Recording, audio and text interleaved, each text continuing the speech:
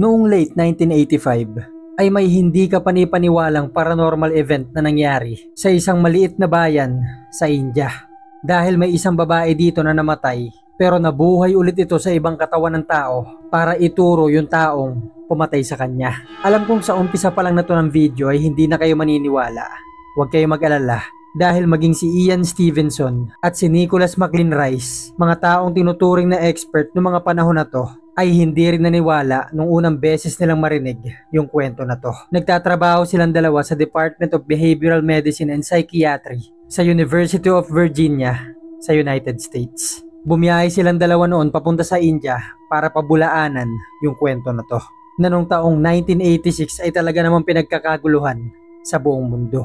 Pero imbis na mapasinungalingan nila yung paranormal event na to, sa makalipas na mga buwan nilang pag-aaral, pagre-research at pagtatanong, ay lalo lang nilang napatunayan na totoo talaga tong nangyari. Gumawa sila ng article patungkol dito na may 21 pahina na ang magiging summary ay ang video na to. Pero kung gusto nyo basahin, iiwan ko na lang yung link sa description. Hindi na tanong kung totoo ba tong nangyari o hindi. Mamimili na lang kayo kung reincarnation ba to o possession. At kung kagaya kitang mahilig sa mga ganitong uri ng content, mga horror, mystery, mga solved and unsolved cases, ay ilike mo na tong video na to and don't forget to subscribe.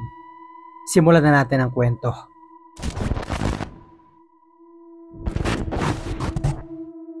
Noong December 1984 ay dumating na yung araw na hinihintay ni Sumitra Singh.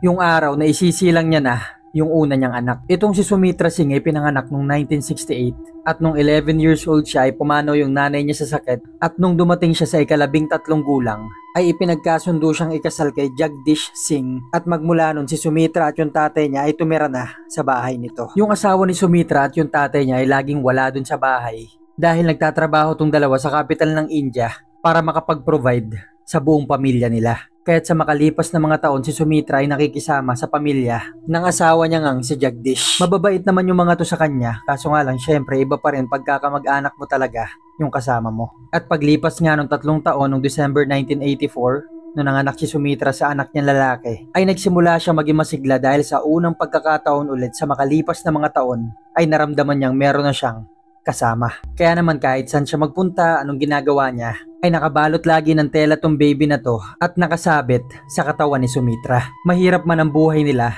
dahil nakatira sila noon sa isa sa mga pinakamahirap na bayan sa kabuuan ng India. Isa itong bayan sa Etawah District, bayan na malapit naman sa Himalayan Mountains. Ang mga bahay nila noon ay bahay na ginawa sa putik, wala silang tubig at wala ring kuryente. Kaya naman hindi na nakakagulat na hindi nakapag-aral si Sumitra. Kasabay pa ng buhay niya na to ay malayo siya sa tatay niya pati sa asawa niya. Pero masaya pa rin si Sumitra dahil kasama niya na ngayon yung anak niya. Pero nagbago to lahat nung early 1985. Naglalakad si Sumitra noon kasama yung ilan sa mga kapitbahay niya papunta sa isang balon kung saan sila kumukuha ng tubig sa araw-araw. At habang naglalakad nga siya dito, nilalaro niya yung anak niya na nakasabit sa dibdib niya gamit ang tela. At biglang nagulat yung mga kapitbahay niya dahil huminto si Sumitra sa paglalakad. Binitawan niya yung timbang hawak niya. Basta't nakatitig lang ito sa kawalan, kaya naman nagmadaling lumapit yung mga kapitbahay niya. Pero bago pa sila makalapit, yung katawan ni Sumitra ay nagsimulang gumalaw sa kakaibang mga posisyon. Yung mga daliri niya ay bumaluktot pabaligtad at nagbend yung katawan nito ni Sumitra paatras na animoy babagsak ito pero hindi siya bumabagsak. Naglapitan na ngayon yung mga kapitbahay niya para tulungan siya dahil iyak na rin ang iyak yung baby niya. Nung tinignan nila yung mukha nito ay kinilabutan sila. Nakita nilang walang itim yung mata nito kundi puro puti lang. At yung taas at babang ngipin niya ay pinagkakaskas niya ng pakaliwa at pakanan. Lumipas lang ito ng halos 1 hanggang 2 minuto. Nagising din to kaagad at umayos na ulit yung pagkakatayo niya. Walang maalala si Sumitra sa mga nangyari. Basta't ang alam niya lang yung anak niya ay iyak ng iyak at maraming mga kapitbahay niya ay nakapalibot sa kanya tanong ng tanong kung okay lang ba siya, anong nangyari. Pero hindi niya talaga maalala hanggang sa kinuwento na ng mga to sa kanya kung ano nakita nila. Pero maging si Sumitra ay hindi ito mapaliwanag. Kaya't ang ginawa niya ay umuwi na siya at naging kwento-kwentuhan to sa bayan nila na may kakaibang nangyari kay Sumitra. Ang naisip naman niya, siguro dala ng pagod, kakapanganak niya lang, lagi siyang walang tulog, laging pagod. Kaya ito nangyari na sa tingin niya ay 1 beses lang naman at hindi na to mauulit. Kaya naman makalipas lang ilang araw ay binalik niya na yung dati niyang buhay at ginawa yung mga dati niya ring ginagawa. Ang kaso nga lang, 1 linggo pa lang ang lumilipas nung una itong nangyari. Yung tatay ng asawa ni Sumitra ay nakita siyang nakatayo lang dun sa gilid ng bahay nila, nakatitig sa kawalan. Nakabaluktot yung mga daliri niya sa kamay, nagkakaskas pa kanan pa kaliwa yung taas at baba niyang mga ngipin, at nakita niya rin kulay puti lang yung mata nito. Pinilit nitong gisingin si Sumitra pero lumipas ang mahabang ilang mga minuto bago ito nakabalik sa sarili niya. Kaya naman pinatawag nila yung ilang mga tinuturing nilang manggagamot dun sa lugar. Pero nung chinek up nila si Sumitra, wala silang makitang sakit dito.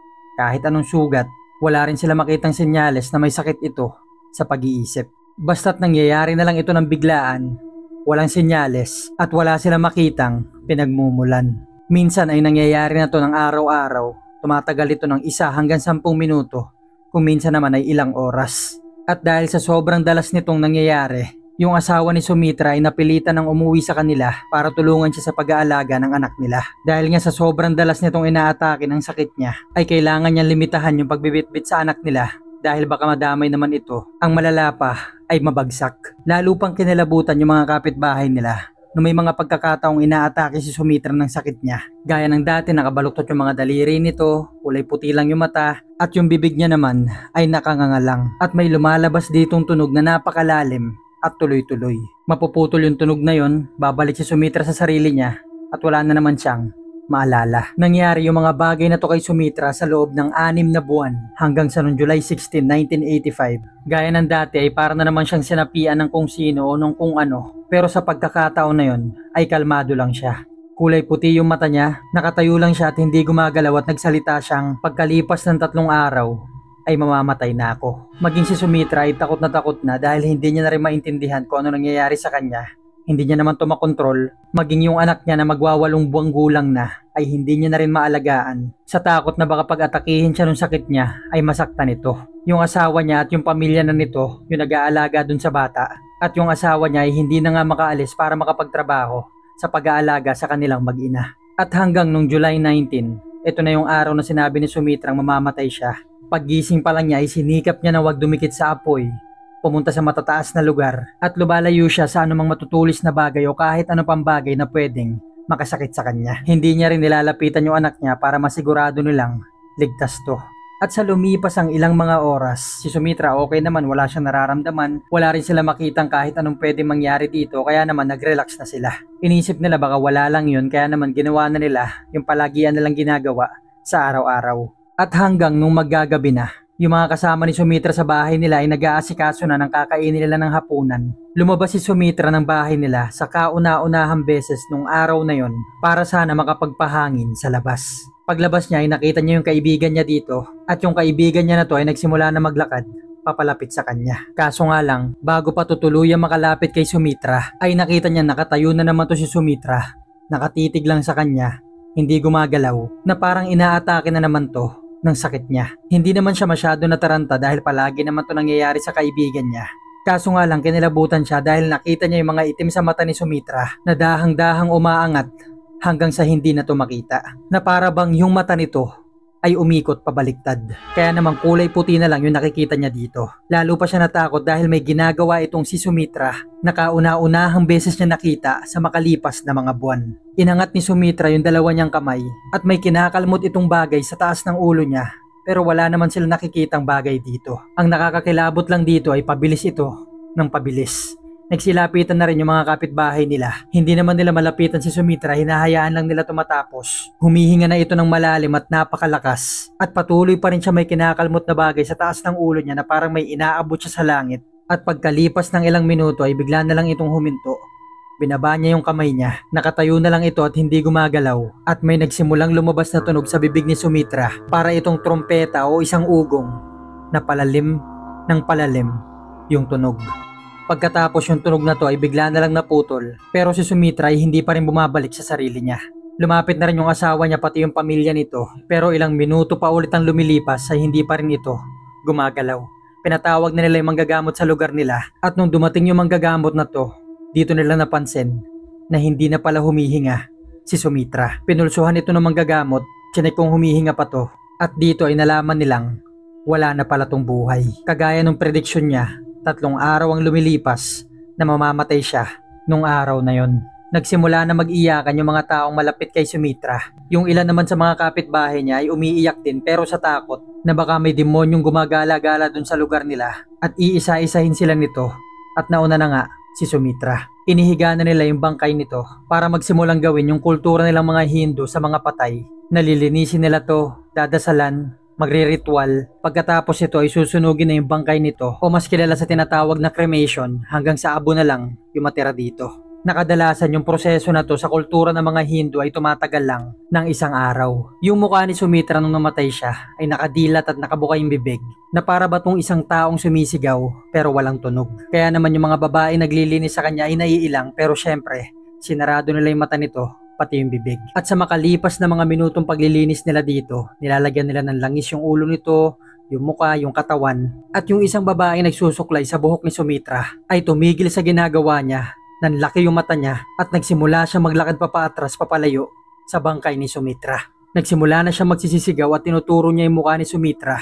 Kaya naman yung ibang mga tao at mga babaeng kasama niya dun sa kwarto ay natigilan din sa mga ginagawa nila. Tumingin sila dito sa babaeng sumisigaw at tinignan nila kung saan ito tumuturo. At nung nakita nila kung ano yung bagay na to, nagsimula sila magtakbuhan papalabas ng kwarto na yon, papalayo sa bangkay ni Sumitra.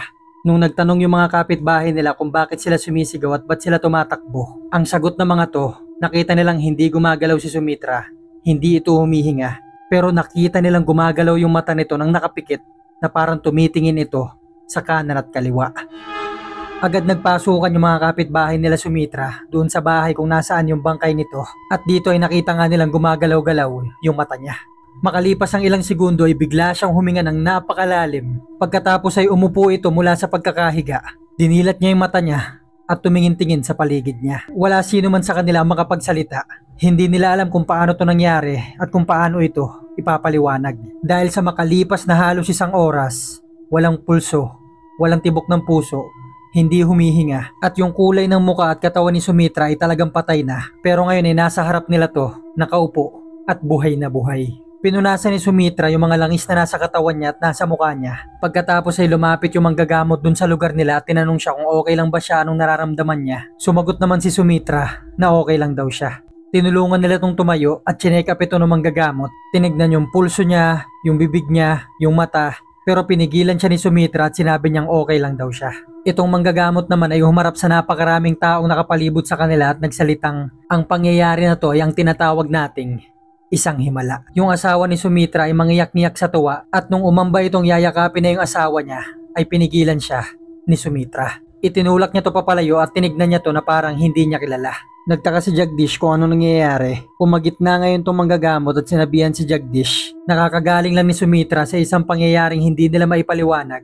Bigyan muna ito ng panahon para makapagpahinga. Naisip ng mga kapitbahay naman nila na nakasaksi nito. Kadalasan naman itong si Sumitra pagkatapos siyang atakihin ng sakit niya ay palagi itong litong-lito at hindi niya maalala kung ano nangyari. Kaya naman hinatid na muna nila ito sa bahay nila at pinatulog. Kaso nga lang kinabukasan pagising ni Sumitra, okay naman yung pakiramdam niya parang walang nangyari. Kaso nung nakita niya yung asawa niya pati yung mga biyanan niya ay nagsimula siyang tumakbo papalayo dito.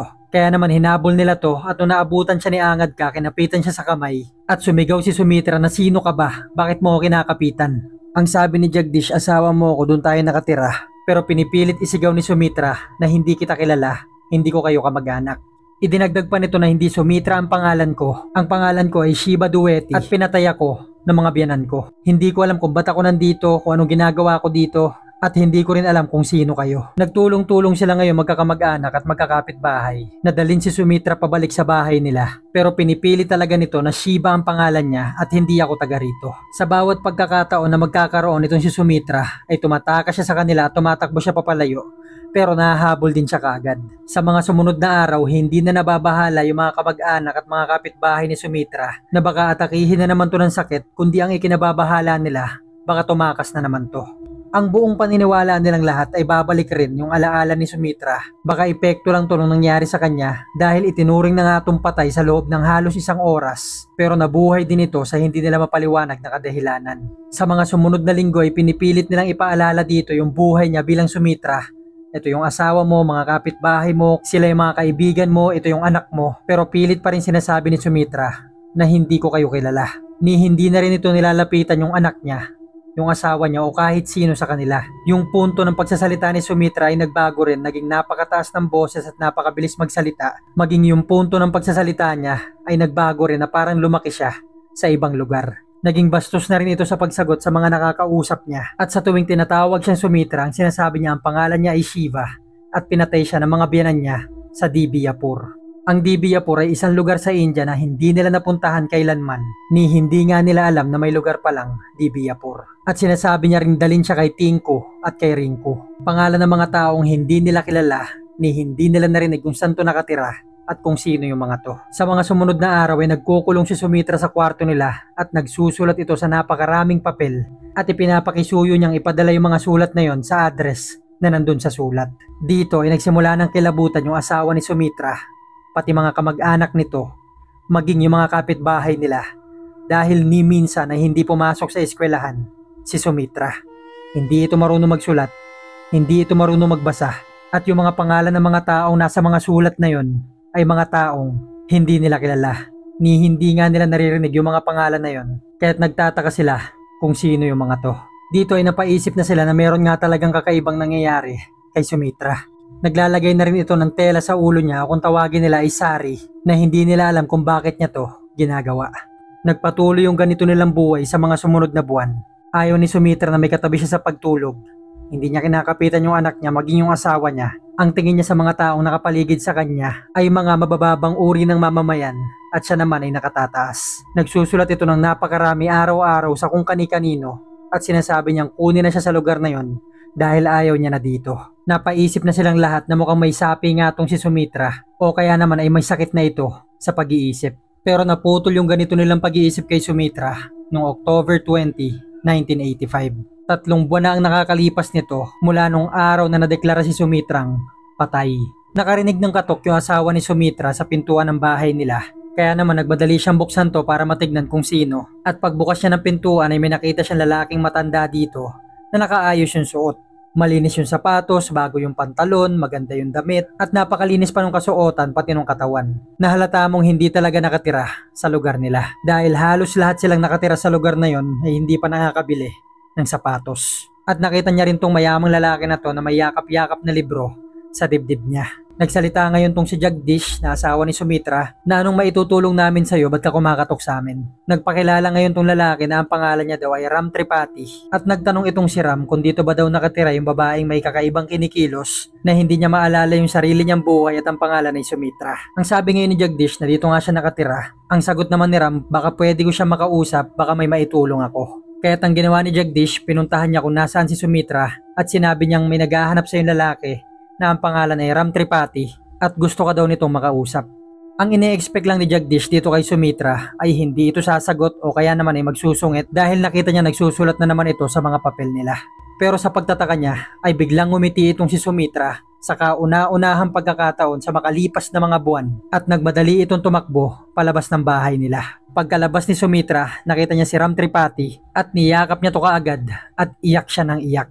So si Ram Tripathi ay gulat na gulat sa mga nangyayari dahil ayun yung kauna-unahang beses na nakita niya si Sumitra pero kung makayakap ito sa kanya at makaiyak para magkakilala sila ng matagal ng panahon. May sinasabi pa itong si Sumitra kay Ram Tripathi pero hindi ito naririnig ni Jagdish. Ang ginawa nito ni Ram Tripathi ay dahan-dahan niyang tinanggal si Sumitra sa pagkakayakap sa kanya at niyaya niya tong umupo muna. So umupo si Jagdish, si Ram Tripathi, pati si Sumitra ng magkakatabi. Ang unang ginawa ni Ram ay tinanong niya si Sumitra kung anong pangalan niya.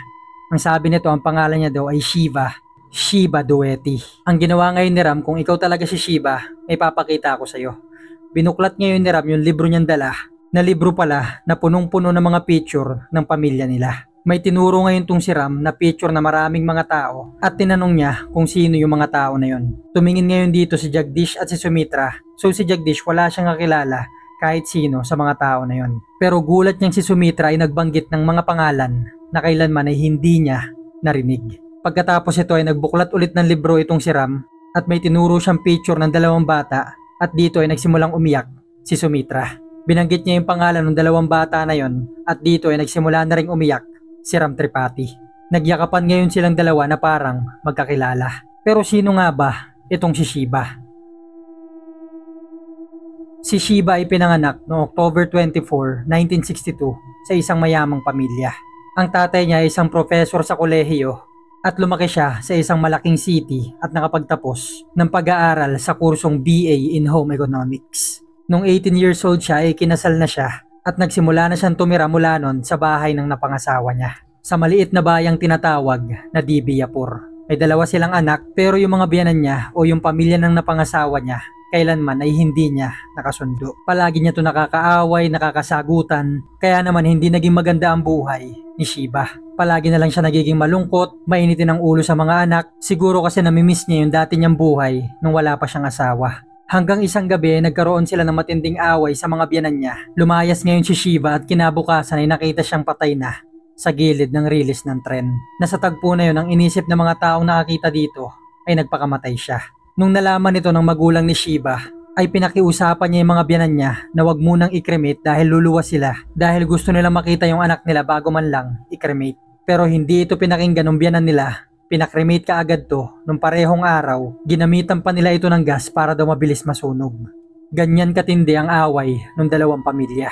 Pagdating ngayon ng tatay ni Shiba sa Dibiyapur, dito niya na napag-alaman na nakremate na pala yung anak niya. Lungkot na lungkot siya dahil nabigo man lang siya makita yung anak niya sa huling pagkakataon.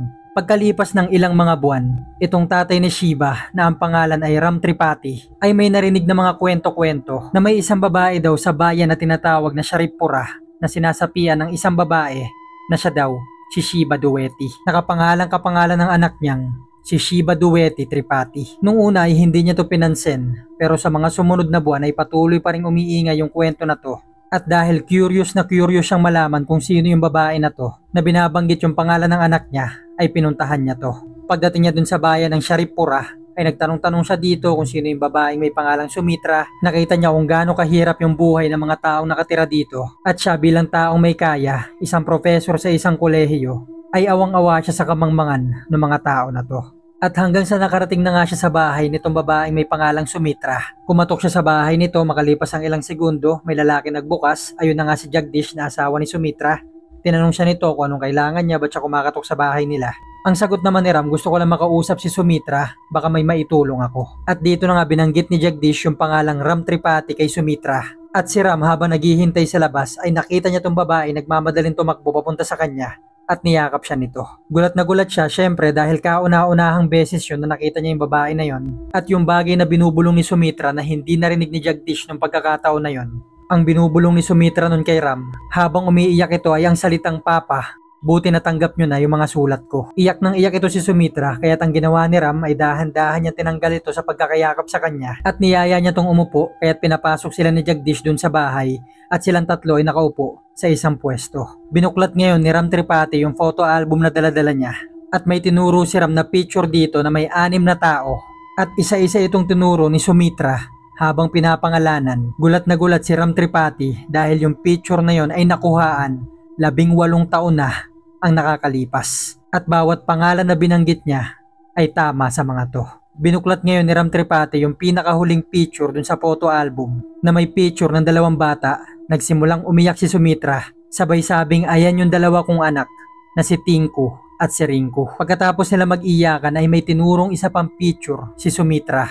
Ang picture na yon ay picture ni Ramakanti, kapatid ito ng asawa ni Shiba at sinabi niyang ayan yung pumalo ng bato sa akin kaya ako namatay. Ang nangyari pala nung gabi nung May 18, 1985 nung nag-away sila nung biyanan niya nung umalis si Shiba at kinabukasan ay natagpuan yung bangka niya dun sa rilis ng tren.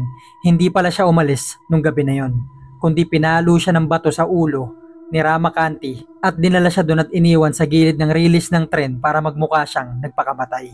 Pagkatapos mag-usap ni Sumitra at ni Ram Tripathi, kinuwento ngayon ni Ram sa mga kamag-anak ni Jagdish at sa mga kapitbahay nila yung buong kwento na to. Kaya naman hindi na iwasan ay kumalat yung kwento na to sa buong India hanggang sa buong mundo. Hindi maiiwasan syempre na hati ang opinyon ng mga tao. Yung iba ay nagsasabing hindi to totoo, yung iba naman nagsasabi ay gawa-gawa lang at syempre marami pa rin mga naniniwala. May 2 expert noon na si Ian Stevenson at si Nicholas McLean Rice na nagtatrabaho noon sa Department of Behavioral Medicine and Psychiatry sa University of Virginia sa Amerika. Nung pumutok yung kwento at balita na to ay agad silang pumunta sa India para malaman kung totoo ba talaga tong nangyari. Yung mga ganitong uri ng paniniwala at uri ng pangyayari ay lihis sa linya ng trabaho nila, kaya't hindi sila naniniwala tungkol sa kwento na to. Nakasama nila sa India si Satwant Pasricha na noon ay nagtatrabaho sa Department of Clinical Psychology, National Institute of Mental Health and Neuroscience sa Bangalore sa India. At silang tatlo ay nagpunta sa bahay ni Sumitra at dito ay nagsagawa sila ng napakaraming examination kung paano ito nangyari.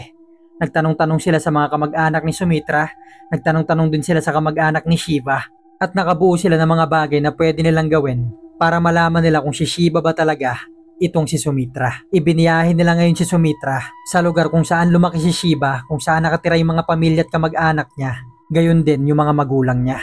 Ang una nilang ginawa ay nagtipon-tipon sila ng mga babae at sinabihan nila si Sumitra na isa sa mga babae na yan ay nanay ni Shiva, ituro mo kung sino dyan. Isa-isa ngayon tinignan ni Sumitra yung mga babae na to, sabay sabing wala sa mga to yung nanay ko dahil hindi talaga nila sinama doon yung nanay niya. Ang ginawa ni Sumitra ay pumasok siya sa bahay nila Shiva. May nakita siyang babae dito, nagsimula siyang umiyak at yakapin to at sinabi niyang ito yung mama ko.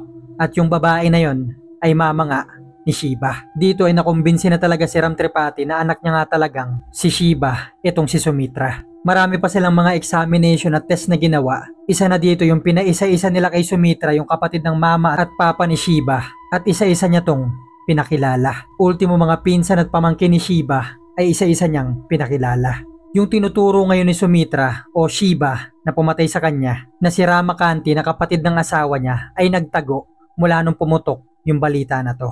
Pero nung sumunod na taon ay nahuli rin ito, pero dahil sa kawalan ng sapat na ebidensya ay hindi naman sila nakulong. Pagkatapos ng mga to, nung napatunayan nilang si Shiva nga talaga si Sumitra, ay tumira na ito sa bahay at pamilya ni Shiva. Kasama si Ramkanti na tatay niya, mga kapatid niya, nanay niya, pati yung dalawa niyang anak na si Tinku at si Rinku. At iniwan niya yung asawa at anak ni Sumitra. Sa makalipas na mga taon, sabi ng mga kapatid ni Shiva, ay kapatid na kapatid daw talaga nila itong si Sumitra sa pagsasalita, sa pagkilos, sa pag-uutos, sa pagsagot, kaya't kumbinsidong-kumbinsido sila na kapatid talaga nila to.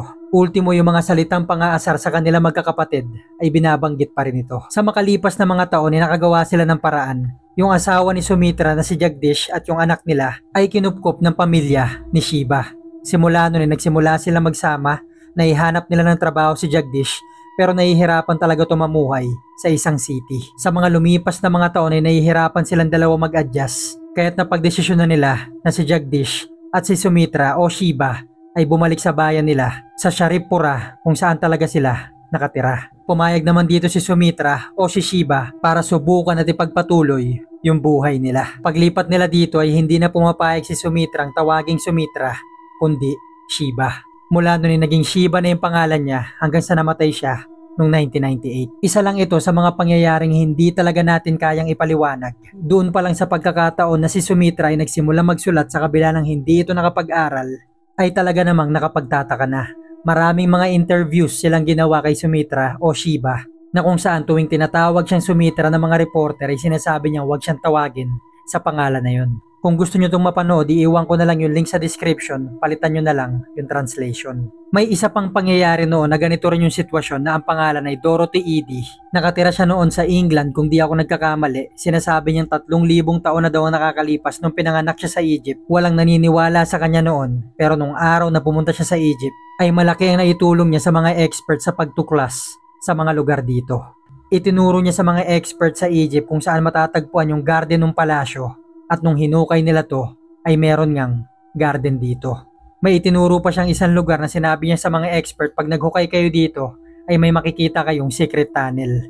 At nung hinukay nga nila to, ay may nakita nga silang tunnel dito. Iiwan ko na lang yung link sa description at kung nagustuhan nyo yung mga ganitong uri ng content, mag-iwan na lang kayo ng comment kung ano masasabi nyo sa mga kwento na to. Thank you for watching guys at magkita-kita na lang tayo sa susunod na kwento. Gusto ko nga pala magpasalamat sa mga taong nagjo-join sa membership ng YouTube channel na to. Thank you guys sa walang sawa niyong suporta kay Dark Archives.